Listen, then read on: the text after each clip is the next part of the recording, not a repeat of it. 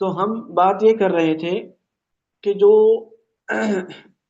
پتوں کا ٹوٹ کر گر جانا ہے اور درختوں کا سوکھ کر جڑنا ہے، تو ہمیں یہ بات یعنی بتاتا ہے یا یہ پیغام دیتا ہے کہ ہر عروج کو زوال ہے، کوئی بھی چیز ابدی اور ہمیشہ کے لیے نہیں ہے۔